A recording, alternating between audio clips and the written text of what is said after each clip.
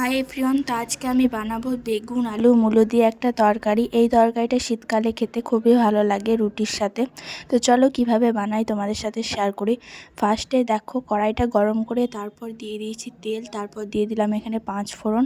5 ফোড়নের বদলে তোমরা জিরেও ইউজ করতে পারো, যে কোনো একটা ইউজ করলেই হবে।